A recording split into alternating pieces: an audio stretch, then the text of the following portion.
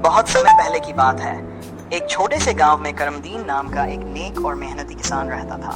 उसकी 3 बेटियां थीं, सायरा और रुखसार।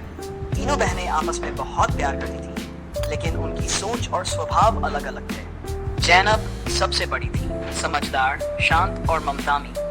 वह हमेशा अपने अब्बा की मदद करती, घर के काम संभालती और अपनी बहनों को भी सिखाती थी कि जिंदगी कैसे जीनी चाहिए। सायरा दूसरी बेटी बहुत हंसमुख और चुलबुली थी। उसे सपने देखना बहुत पसंद था। वह हमेशा कहती, मैं बड़ी होकर रानी बनूंगी। रुखसार सबसे छोटी थी, नटखट और जिद्दी, लेकिन उसका दिल सोने जैसा था। भागवान। कठिनाइयों का सामना। एक साल गांव में भयंकर सूखा पड़ गया। करमदीन की फसलें बर्बाद हो गईं। घर में खाने तक को दाना नहीं बचा। लोग गांव छोड़ने लगे। करमदीन ने अपनी बेटियों से कहा, बेटियों, अब हमें कुछ करना होगा। हम सबको अलग अलग शहरों में जाकर काम करना होगा ताकि कुछ पैसे कमा सकें। जैनब ने कहा, अब्बा, आप चिंता मत कीजिए, मैं पास के शहर में जाकर कपड़े सीने का काम करूंगी। सायरा बोली, मैं एक नाटक कंपनी में काम करूंगी। रुखसार ने भी कहा, मैं भी किसी घर में काम करके कुछ पैसे भेजूंगी। संघर्ष और मेहनत। तीनों बहनें अलग अलग दिशाओं में निकल पड़ी। जैनब ने शहर में बहुत मेहनत की।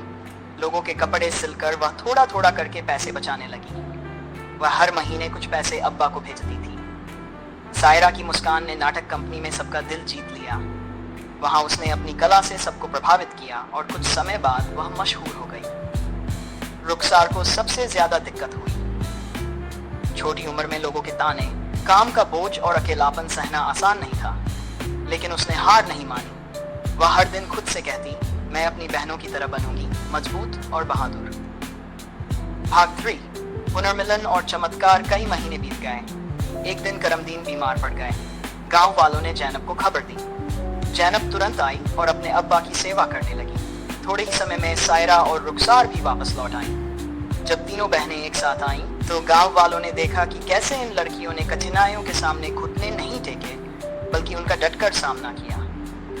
जैनब ने गांव में एक सिलाई केंद्र खोला, जहां औरतें काम करने लगीं। सायरा ने गांव में एक छोटा थिएटर शुरू किया, जहां बच्चों को नाटक सिखाया जाता था।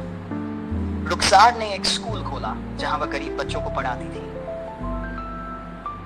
अंत। प्रेरणा। करमदीन की आंखों में आंसू थे, पर वो आंसू खुशी के थे।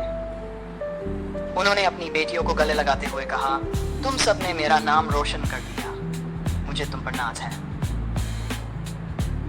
सीख।